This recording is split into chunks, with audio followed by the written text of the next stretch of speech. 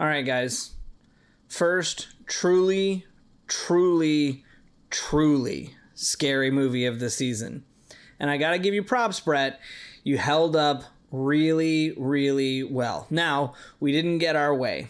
We were not in the theater by ourselves. So it's kind of a bummer because I really was hoping to see Brett absolutely jump out of his seat and scream and yell, because I think it would have been hilarious. And this movie had the scares to do it 100%. But ninth movie in the Conjuring series after 4 True Conjuring films, 3 Annabelle films, and 2 Nun films, we get to the finality of Patrick Wilson and Vera Farmiga as Ed and Lorraine Warren. Brett, you've only seen the first Conjuring and now the last Conjuring, so you have a bit of a slanted view on the series, but you got to see 2 of the scariest films in the franchise anyway, without bringing any of the other films into this, because I'll cover that later at some point. What are your thoughts? Absolutely horrifying. This movie reminds me of why I hate this genre so much. I mean, I get it. No, I understand. The thing I like about, Stephen King movies, The Shining, they're good stories, they're good movies. The cinematography is amazing. This is up there with, it's just a great movie. It is a great movie, but the buildup is executed with its horror so good. The way they use the cinematography with mirrors, or they use just a random object and they kind of pull you into a direction and you're staring at something else, and then something is a silhouette or it's hidden in the shadows. And they build the tension so good in this movie. I was freaking out. I mean, you say I kept it together. I kept it together in the third act, but the beginning of the movie, I was done. I was absolutely done. I was freaking out. There was moments in the movie where I'm like, why are you doing that? What are we doing? Susie, that doll can kick rocks, Gavin. I'm done with Susie the doll. And Annabelle both can kick rocks. Oh my goodness. They both suck. And that devil too, there was a jump scare where I literally cursed and I just go, F that. I can't deal with that. Like, what the heck are we doing? But the horror was great in the beginning. I think this movie, and it's got, 8 movies in the franchise or something like that. I avoided all of them. I watched the first one because I was with like 7 people. It was one of those, oh yeah, you're with your group of friends and they're like, oh bro, I want to watch a scary movie. I'm like, no dude, can we just watch like Pulp Fiction or something good? But no, we watched The Conjuring 1. Horrifying. Absolutely horrifying. It was so long ago, I can't recall anything of it. All I remember is, that killed me. Absolutely killed me. The hide and seek. Stop. What was it? I think it was Marco Polo that they do. It might have been something else, but it's the clap hide and seek game. It's you get 3 claps and you get, and then you have horrifying. and you're blindfolded, and yeah. Oh my God. Iconic from the franchise. One of the best horror scenes ever made, in my opinion. I'm not don't come at me. I'm not a crazy fan of the genre, okay? But it is iconic. If you think of that scene still lives in my brain to this day. Every time I see a candle lit, I think of the hands clapping behind the girl's, the daughter's face, and it just the candle ends up going out. I'm done. But no, this movie perfected building up the horror and executing it so well. I thought it was a great story. Obviously, these are based off of true stories, which what everyone loves about. I feel like horror films that base it off a true story, things that actually happen, end up being really well executed. Conjuring has done a great job with the franchise so far. I think they've done a good job at that. It starts off with sort of a Star Wars like subtitles, and immediately it says that it ended both of their careers, and I just go, you gotta be kidding me.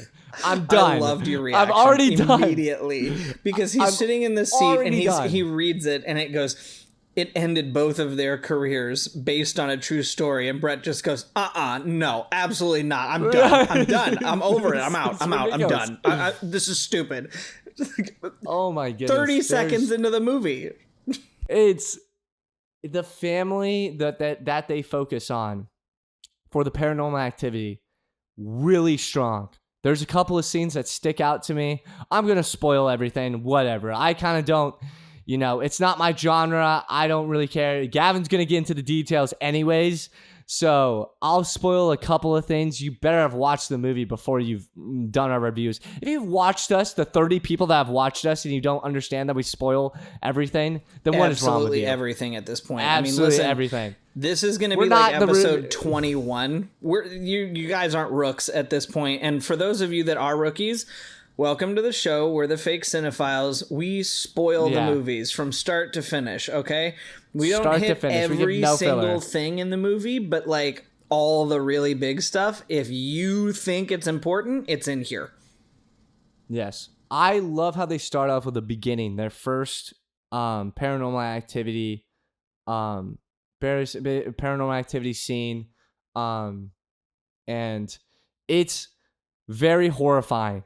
I mean, when she gives birth and, they give birth to their daughter, and that whole entire sequence was killing me. I mean, it was thrilling, it was scary, and it immediately hooks you right from the start. Then the title screen happens, and then it focuses on this family in Pennsylvania. Loved it. Absolutely loved it. I think once that storyline, once they introduce that, from then on, all the characters, I really do care about them. And it really picks up. The beginning horror, absolutely horrific. I was dying in the theater the whole entire time. I'm thinking, oh my God, why are you putting a VHS tape in? Why is it dark? Oh my goodness, there's glowy eyes in the background. I can't do this. Then the mother of the family in Pennsylvania goes downstairs. My goodness, this was one of the scenes that got me. And it kills me the way that horror movies use the dark. But she turns off the lights. One light is showing, and it barely shows the silhouette of the farmer with the axe. I was done. I was absolutely done. And they have little moments like that in this movie that really do. And the traditional horror is great. I do love the way they incorporate the cinematography and the horror. They're veterans. They worked it so well. The mirrors were obviously a really big focal point. I don't know if they're, big focuses in other movies. They probably are. But every time they showed a mirror, and the mirror is like the main Paranormal Activity artifact that ends up causing the whole entire plot to get going. And it was part of their first job that they did. It killed me. I mean, and it was very well executed. The thing I love about the horror genre right now, they're telling great stories with great characters. And the way they paced the movie was really good. I thought some of the scenes were it was great. And I came out of the theater, survived, and I was exhausted. I was exhausted after all of the theater, after all of the horror and the mirror scene. I mean, the mirror scene when she's putting on her wedding dress, it's in the trailer. I get it. But still, I'm going to get scared because I don't know what's going to happen. I was the freaking witch out. hiding under her dress was not in the trailer. Oh my that God. was something like unexpected. That happened and I was like, what is that? Hold on. Wait, excuse me? Like, absolutely not. The buildup of all of the horror was so good. And then when the father gets possessed by the evil witch, oh my goodness, that jump scare killed me. But the beginning of the movie has so many great horror sequences. And I'm not kidding you. I am not kidding you. 5 people got up and left the theater, which was crazy. They probably came back, but I swear they left the theater because one of their friends was having at least a panic attack. And they're like, I can't handle this.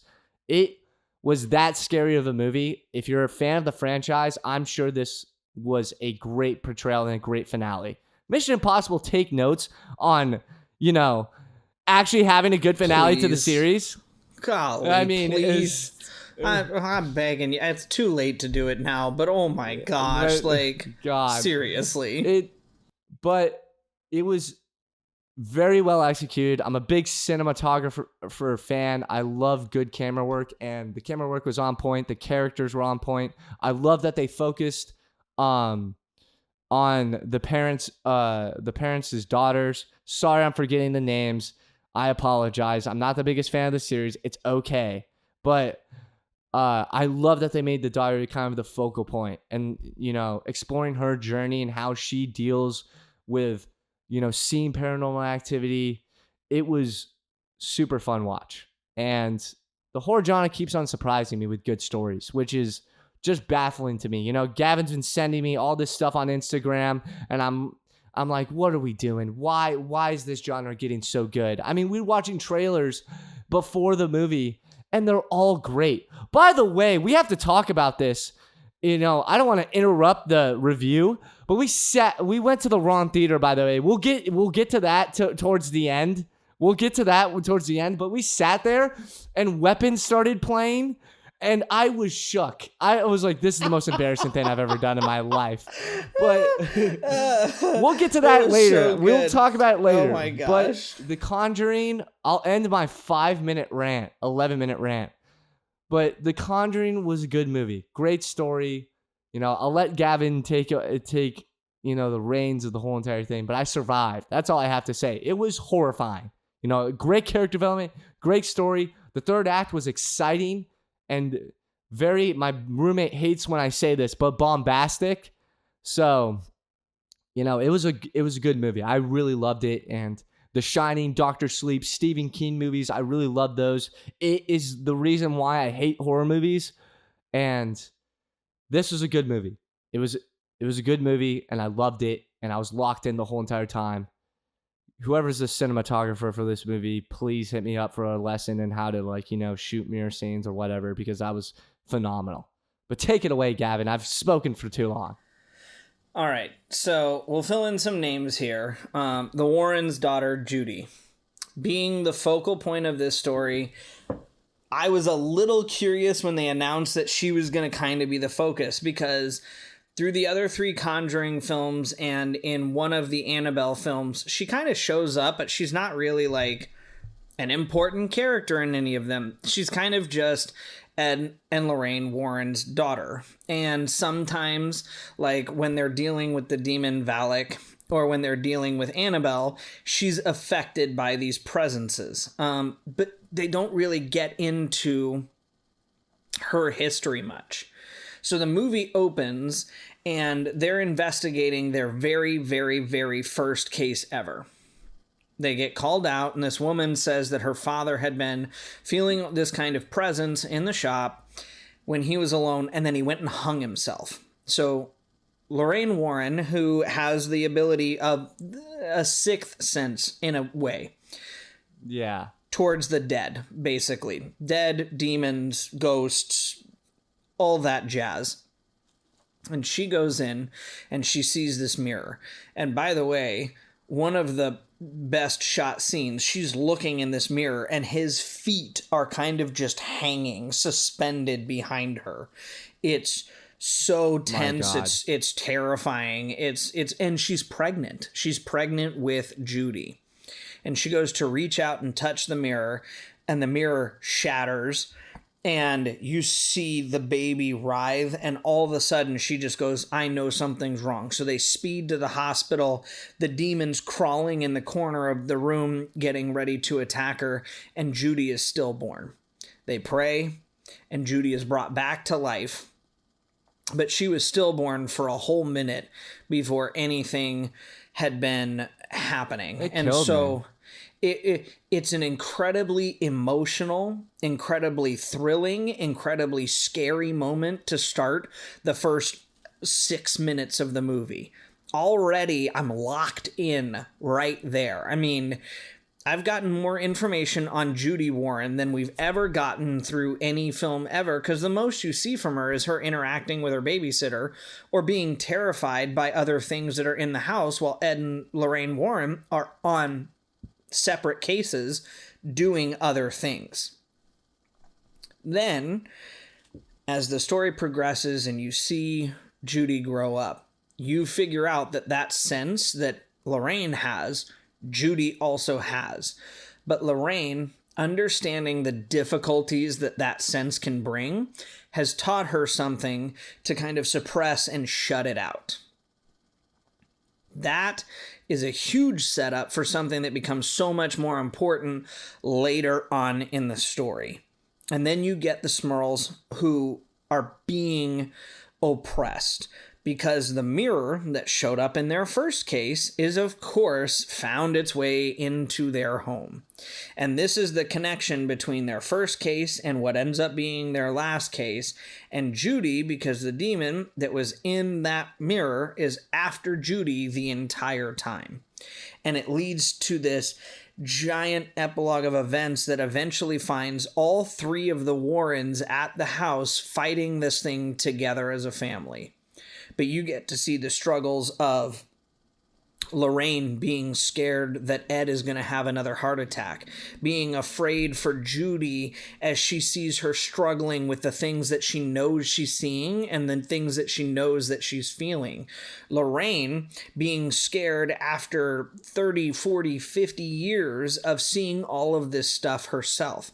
And they do such a good job of telling that story that I was worried that when you got to the Smurls, you wouldn't get much of their story. But they extended the runtime. Our runtime of the Conjuring movies are normally about 90 minutes. This one runs about 2 hours and 7 minutes, which initially I was like, Didn't feel like that. It didn't feel like that. Didn't feel like it kind of that moved at by all. really fast, and it was good. Right. I thought the pacing was good. It was great. And when I initially saw the runtime, I was a little concerned, but the pacing was phenomenal. And that extra time they dedicated so that way you got all of the Warren story and all of the Smurl story.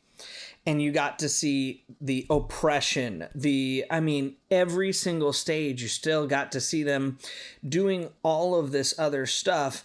And then you get, 15, 20 minutes of the final showdown, and it's intense the entire time. You get to see all three spirits in the house. Judy becomes possessed. Ed almost has a heart attack. Lorraine has an insane vision down in the basement. And the thing that you haven't gotten to see in any other Conjuring movie yet is the gore.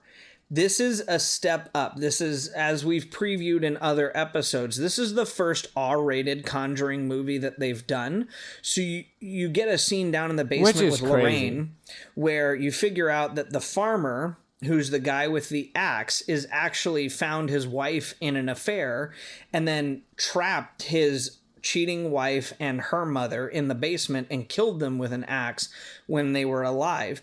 And when Lorraine is down there having the vision about this, you actually see the axe get impaled into her head and blood spills out all over the floor and floods the basement. And it just adds an extra level of terror to the story. That scene killed me as well. That was horrendous. Oh, dude. The huge props to you, because as far as Conjuring movies go, before going any more into the story, this has got to be a top 3, if not the scariest Conjuring movie amongst the bunch. Hands down, one of the scariest films in the series. Right up there with The Nun 2 and Annabelle Creation. Those are by far and away the scariest films in the franchise. But they also add so many elements in this story where you get to see Judy tortured by things from her past. She had run-ins with Annabelle. Annabelle shows up so much in this story. She had run-ins with Valak. You see moments where there's things of Valak in this story, and it's also detail-oriented. And like you said, horror movies are just doing a really, really good job of actually telling stories. I remember at the beginning of the summer, one of the first things that I told you when I told you that we were going to be doing horror movies because it was worst thing you've ever said to me, you know. okay. Well, it's but whatever. they've all turned out really good. So like, I don't want to hear about They're it. all great. They're all great. Right. It doesn't make any sense. And you haven't rated one below a 9 yet, so like, I kind of don't want to hear I gave one an about it. 11 out of 10. It was my favorite movie of the summer. It doesn't make any sense. Right. So, but the thing that I warned him with was, you got to understand, horror movies are not known for telling good stories. And then, as if to spite the comment that I make, every horror movie we've gone to see has had some of the best storytelling ever. Like, Ridiculous. gosh, it's actually kind of crazy, but it's also fantastic. And as a wrap-up film to the franchise, you also get to see Lorraine's vision of their life together, which, because it's based on real stories, we know. Ed lived to be 80 years old after suffering a stroke at 75. Lorraine lived to be 92 before she passed away in her sleep in her home. Judy ended up getting married and having kids. Their kids have kids. And all of these other things, and they still helped people, and they still did all this other stuff. And so, even though it's not like a secret, because you can look this stuff up, it's really great to see that. And, you know, you got to see that a lot of the people that they helped showed up to Judy's wedding when she got married. And so much of this is all just interwoven into the story, and they did a really, really fantastic job. Which brings me to a side character that I didn't know was going to be in the movie, but was unexpected comedic relief, and that I really enjoyed, and I have a hinting suspicion you also really enjoyed, which is Tony Spira, or Judy's boyfriend / now husband. Oh my God. The funniest scene in the movie. I mean, I cracked up. This man, and I'll just, you know, whatever. But third act of the movie, you know, third act is getting rolling. He is kind of the first part of sort of the what their plan is to like get it going. All he's got to do is go out, drive a car like to the block, and then take a certain route. I can't remember sort of the details of where he was supposed to go, but I got lost in what this man did. He needs to turn his car around because it's facing the wrong direction of the street, and literally bring the car back a block and a half. That's all he has to do. Exactly. So this man, and I guess they say that he's like, yeah, I'm good with cars and how to be a mechanic. Couldn't afford it, so I had to do it myself. Gosh, it's just, and I'm like, okay, whatever, dude. Then he gets in the car, struggles to start it. I'm like, dude, it's the starter. What are you doing? And then gets the car started, does a Fast and Furious little drift, turns the car. I'm like, this guy is ridiculous. There's no way you're pulling that off. I half expected Dominic Toretto to get out of the car and go, it's because we're family. Like, what are we doing? Okay, like he's going a half a block. Though. Wild. I immediately turned to Gavin and I just go, did he just do that? Like, what are we doing? Then does the craziest drift of all time in the rain, drives the witch pulls out in front of him, and then this man couldn't even keep it together, drives into the freaking fence. It's stuff like that in horror movie where I'm like, okay, I appreciate like how crazy it is, but it cracked me up. I immediately turned to you and I'm like, okay, like what is going on? It's so funny. Yeah, it was by far and away the most confusing part of the movie, and it's like one of two very minor blemishes on the entire movie as a total. It was also really funny because, like I said, it had very Dominic Toretto Fast and Furious vibes. His character... I was baffled. Oh yeah, it was ridiculous. His character as a whole, though, is really great. He meets Judy. They've been dating for 6 months. His entire existence in this movie is trying to impress Ed Warren. He wants to marry her, and they're having this awkward exchange where Ed basically tells him no and he needs to wait longer. And then Judy comes back from getting a drink at Ed's birthday party, sees the ring, and Ed kind of just gives him the slightly disproving nod that he can go ahead and ask her because she's already seen the ring. So funny. It's so fun. And he has several funny moments like that throughout the movie. I mean, when she's reciting the little nursery rhyme that her mom gave her to push away the visions that she gets, you know, he recites it with her before kissing her, and then, you know, her mom walks in and he's all awkward and uncomfortable and, you know, tries to take on Ed and ping pong and all this stuff. But it's all done really well because you can tell that he wants to impress Ed and that he really is kind of a genuinely good guy. And his backstory is even really interesting. He was a police officer, but ran into a life or death situation on the job where he should have died.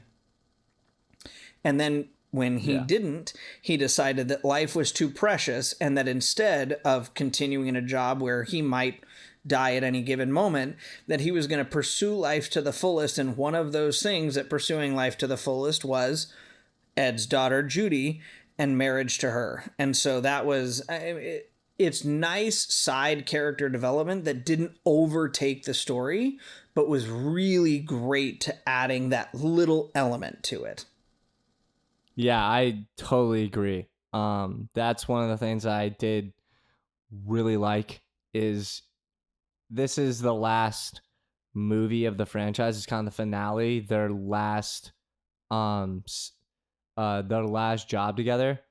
And the fact that, you know, you had a side character like that could get in the way and honestly ruin sort of time from the main characters. And the fact that he actually had a good and believable backstory to, you know, it basically proved on like why he was doing that, why he wanted to get married and kind of live life to the fullest. Because when he was kind of describing that, I was bought into his character immediately. That was, you know, they touch on it a little bit. I used to be a former police officer, but I really did appreciate taking the time, the extra time that they got to use it for meaningful writing, meaningful character development for a character that could have easily been like, why are we focused on this guy?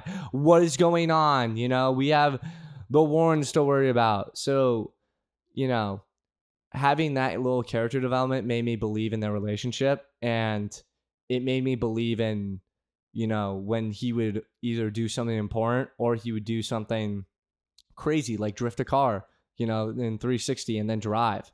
But, you know, it made me, you know, care about his character just that little bit more to where, listen, this guy's just a part of the family. Let's get it. You know, he's going to marry Judy and it's going to be amazing. So that little character development, I just have to say I appreciate that.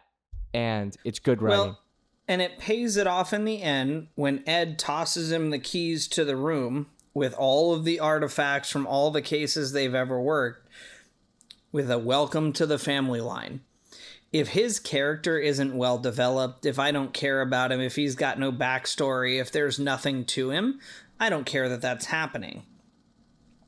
But they did such a good job developing him that when that moment happens, I'm more invested into why it's happening and care more. So I think they did a good job building it up and a good job paying it off. The other thing that I want to talk about is the thing that they did a really good job building it up, and you talked about it a lot, so I'm not going to talk about it a ton, and we don't need to give away all the scares in the movie, but the Smurls had a really, really great buildup. You got to see all kinds of oppression that they went through, the media frenzy that sits outside of their house. I mean, the dad, the mom, the twins on the younger side, the two older sisters. You get to see everybody in this house affected by the things that are in that house in some way or another. But in the third act, they're almost relatively uninvolved. Not to say that they aren't involved at all, but you and I both commented that we would have liked to see them a little bit more And the focus of the story is totally, truly the Warrens and Judy. And so it obviously they needed to take the front line for that. But when the third act really gets going, they sort of take the kind of far back seat to it. And I would have liked to have seen them with a little bit more interaction with what was going on in the house instead of kind of just standing around being scared. Yeah. Oh, I mean, that's a thing that probably I have like the biggest nitpick. I mean, they spend such a great time on building up the Smurls as just what they're going through and this mirror. And I love the sisters. The sisters dynamic was so good. For portraying sisters in the 80s or like in Pittsburgh, that was perfect. You know, they were throwing some crazy jabs at each other and I was like, oh my God, that is ferocious right there. But not only the biggest scene that I thought that was like very impactful is when they take the mirror, they bring it out, they throw it away, and then the mirror gets crushed, and then she starts throwing up one of the sisters. I can't remember which one, but you know, it's just one of the sisters. Second below the eldest or something like that. I don't remember any of their names. The oldest. Yeah. But she starts throwing up, and then she's like feeling her chest. She starts throwing up so much blood. I'm like, what is going on?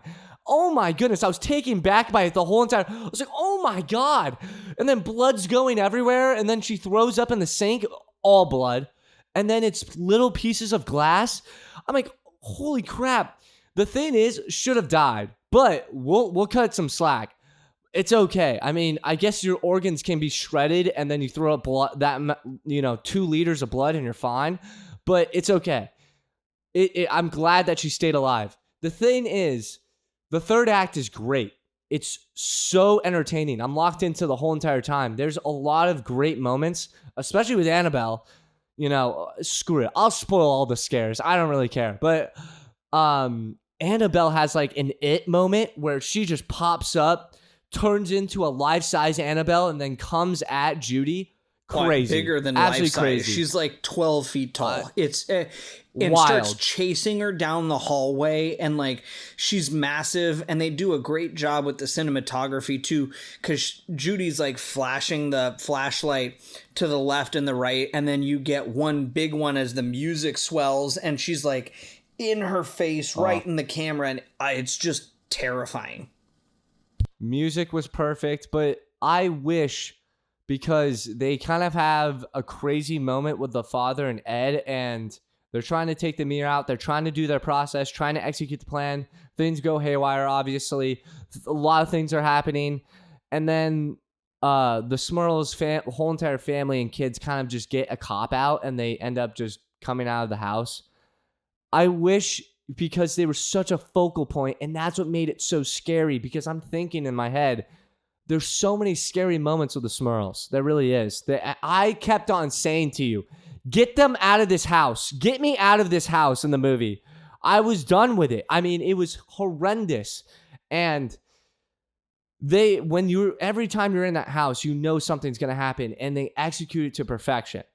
The thing is when you take the Smurls and you take all of the horror that you've built up and all the scary moments, and they're the ones that are truly impacted by this. You know, at the end of the day, the Warrens, you know, they are part of the story. You know, I like that Judy is, you know, really trying to fight back at what she's seen and what she's dealing with. And that's a great storyline in itself too. I thought Judy got a ton of great character development in this. I like how they make her a focal point, because you've probably seen the Warrens plenty of times. This movie really did make me motivated to like go rewatch the first one and all of the series before.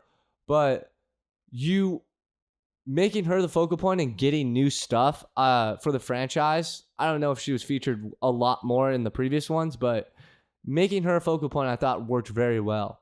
And yeah, I just wish the Smurls could have been a part of it more. It would have made it that much scarier, and it would have really elevated it to another level, because I felt like there would have been scares right and left. Instead, it's not bad.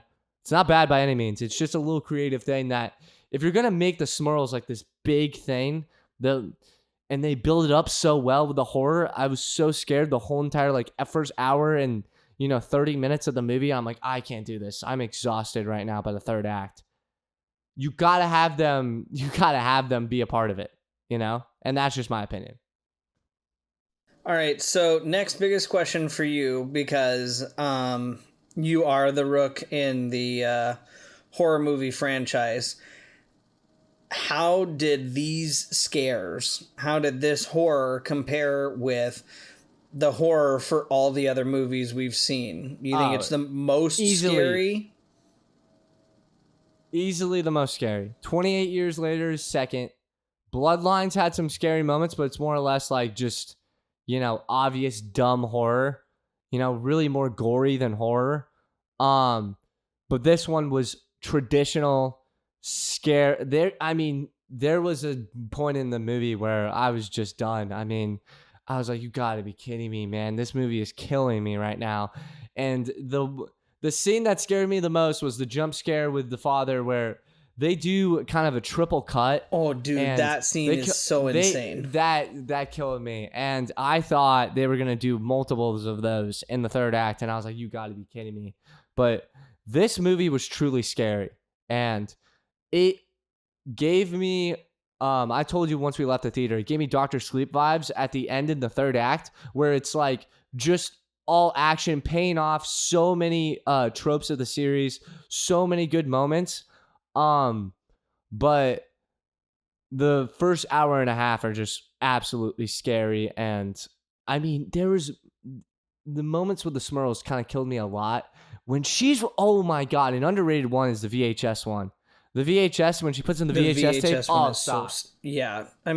She's it's horrifying. Just investigating because, so the dad basically makes this big deal at the dinner about the fact that the church isn't going to do anything without video proof that something is in their house.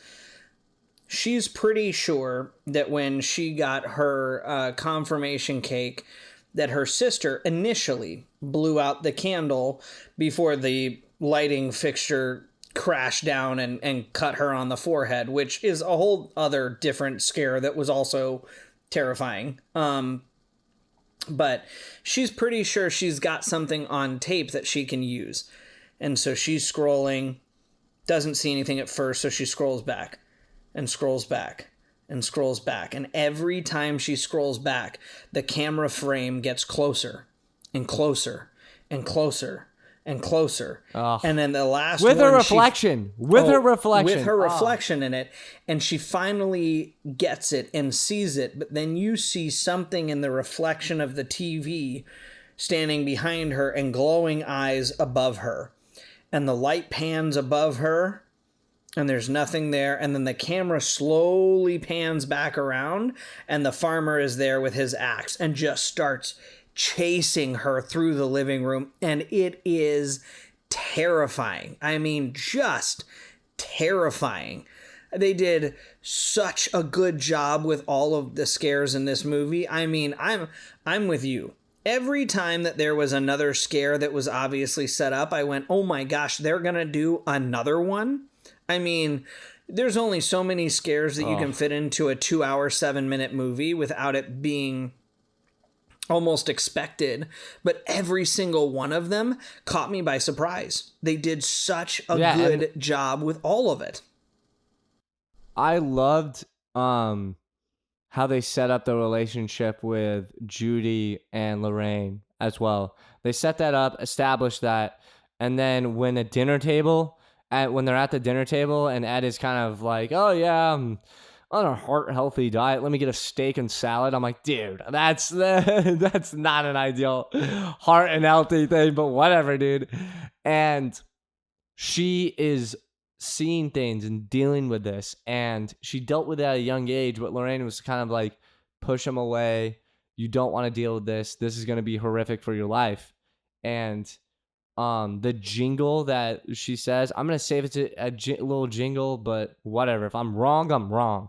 But the little jingle that she has and how fast she's saying it in the beginning just killed me. Mia Tomlinson killed it in this. I love her, but she killed it as Judy. I mean, absolutely stellar performance. Would love to see her in more horror films.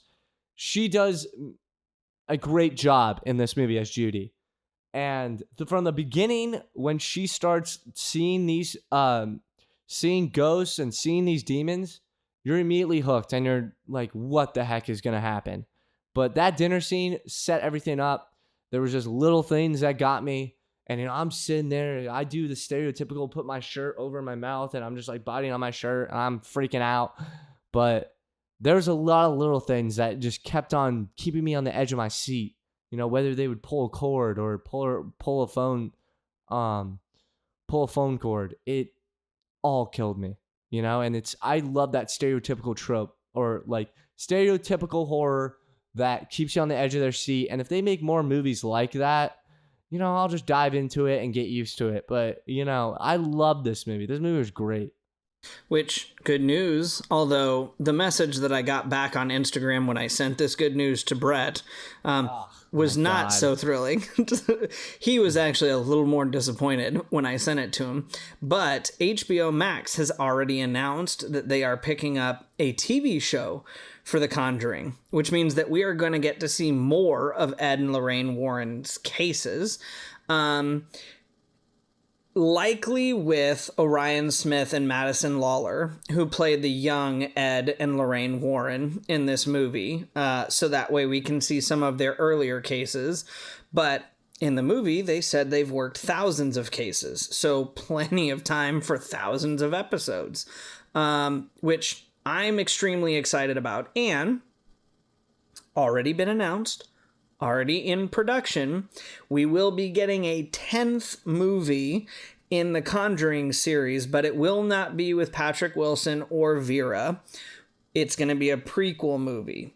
And if my guesses are correct, which they could not be, the Conjuring fandom has been asking for an Amityville movie from them for a long time, because the Warrens were in fact present and active at Amityville. So hold on, we might get more. Don't worry, if you loved the movie, there's more to come. Very excited about where this franchise is going. Very excited about the way that they wrapped Patrick Wilson and Vera in this. Mia Tomlinson had the performance of a lifetime in this movie, and everybody else that was involved in this movie did a fantastic job. So all around really great. Before we move on to anything else, Brett, is this movie still going to be sticking in an above 9.0 or better category for your horror movies this summer? Yes, it is. And, it's another great, it's the genre of the year. I hate to say it, but it's the genre of the year. I can't believe it. Yeah. I can't believe it. They just kept on coming out with great story, great characters. They have made the greatest family protagonist. They've made the greatest mother and son relationship protagonist in 28 years later. They've also made the greatest characters. It's a great movie, and it's a great story. It's going to be a 9.2 for me. The only reason it's a 9.2 and not anything higher is because I thought that Smurls should have been more a part of the third act. That would have made it like a 9.5, 9.6, because you would have had, the sisters kind of should have been more involved. But I get it, though. I understand why they did it. They focused on the Warrens, and Judy was a big part in the third act, which was really nice. I love that creative decision. That's good. I'm not going to hate you for that, but if you would have had the Smurls involved with that, maybe had the sisters help Judy out, and even though they don't really have the best relationship, having them help her out and then have Lorraine come and save her, that would have been nice. But I'm going to give it a 9.2. Phenomenal horror movie. Phenomenal story. Gave me good Dr. Sleep vibes. I don't know why some people didn't like Dr. Sleep. Okay, whatever. Get out of here. Dr. Sleep is a good sequel to The Shining. And I really got Doctor Sleep vibes from this movie, and it was way more scary than Doctor Sleep. But it was a good. Apparently, it's not the movie finale, but I think it's a movie finale for moving forward with the franchise. But if they're obviously going to go a different route with more characters and different actors, I'm excited to see the TV show now that I'm kind of into the story and into, more horror films because I've just seen so many now. I'm so used to the jump scares. So, I'm surviving here. I'm surviving. But I give it a 9.2. Great movie. Easily top 10 movie of 2025, in my opinion. It was brilliant. It was great. Patrick Wilson. Oh my God. If I butchered his name, I'm going to kill. Yes, thank God. No, it is Patrick Wilson. There. You did good. No, Patrick Wilson, well-known actor. Love him. Patrick Wilson did a great job. Vera did a great job. And yeah, I thought iconic horror franchise will live in the Hall of Fame, and it's going to continue on with different characters. Hopefully they can live up to what the Conjuring movies have done for the horror genre, and really giving the time they need for a show is going to be insane. So I can't wait to see what they do. It's a great time at the movies. $194 million, well-deserved. I'm sure they spent a lot of budget, but I'm sure they didn't pay $200 million worth. Take notes, movie franchises. You don't have to have a big, huge budget to tell a great story with great characters. Do what the horror film genre is doing. The superhero genre went on a run there, but now it's on a decline like pretty much every genre does. I feel like the horror genre took a little decline, with, how good the stories were, but streaming has helped it a lot. But man, the movies that have been coming out in the horror genre have been absolutely phenomenal. And going forward with another 28 Years Later movie coming out, it's going to be electric. I mean, the horror genre is definitely the best genre out right now. If you're scared to go see a horror movie, go see it, because there's a ton of great movies coming out in the horror genre. I feel like you can take more risk. I think that's the reason, and get more culty and get crazy. So, yeah, biggest surprise. I hate it, but I'll respect it. You love it. And fun fact that 194 million is actually the largest global earnings for any horror movie all time. So, Conjuring, huge props to you. Okay, huge props probably to you. The best. Because you. I mean, do you think it's the best? I think it's the best. I honestly, I think it's got to be. You know what? I'm just going to go ahead and say it. The Conjuring is the best horror movie franchise on the market. It just is.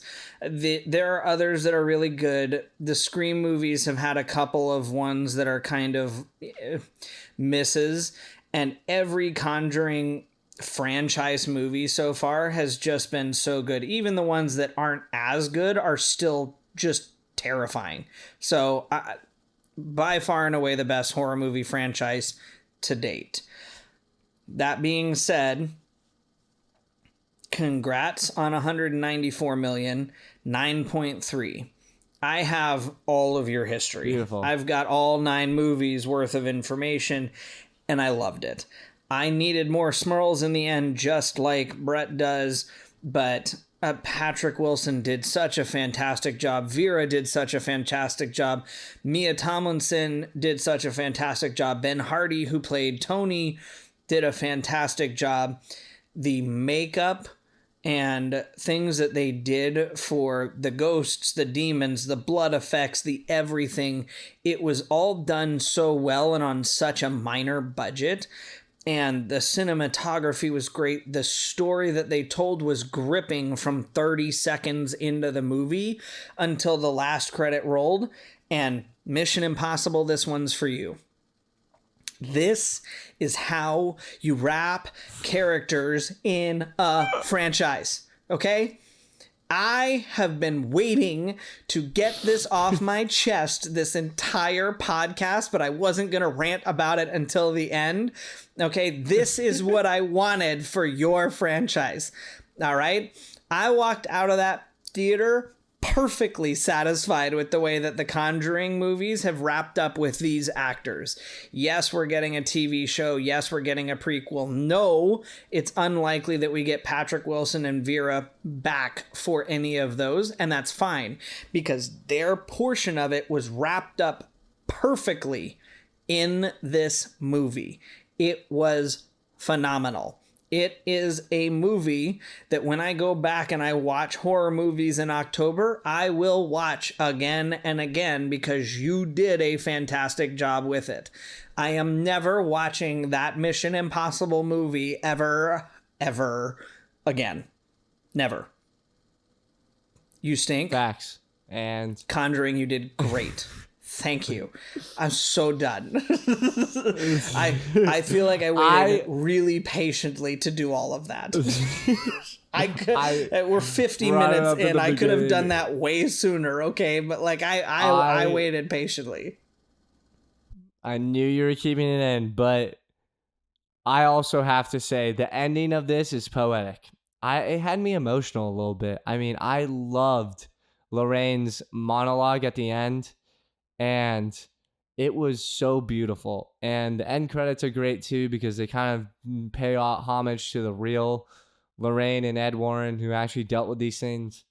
And yeah, it was a very poetic ending and I loved it.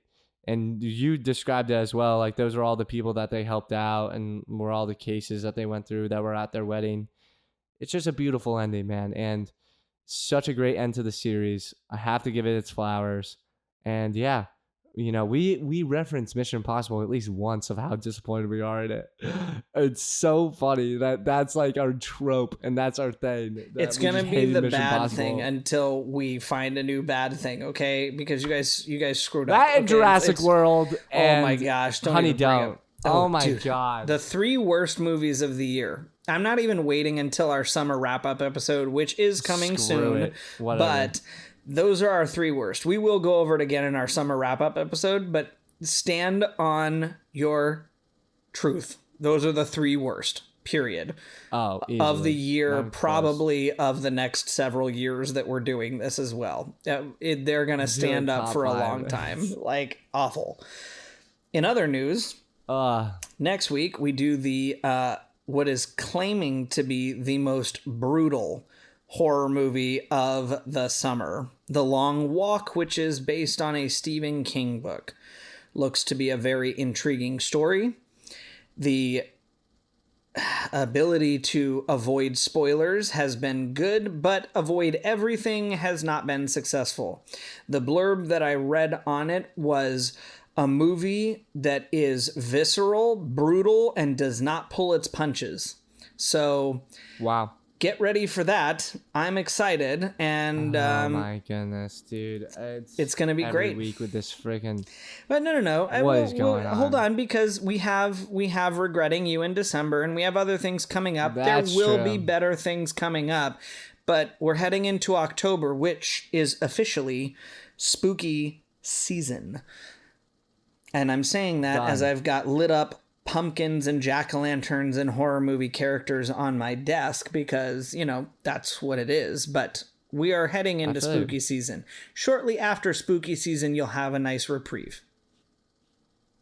All right. I mean, we got to chill out here, though, but it's fine. It's all fine. been good. It's fine. It's all been good. It was a great movie. I loved it. Had a great time. And can't wait to review more great horror films because all of them have been great this year. So it has been a great time at the movies this summer with horror genre. Easily the most surprising genre of the summer. Excited to make our top 10. Excited to make our top 5 worst. It'll be good. Coming soon. Thanks, lads, for listening. And we'll see you next time.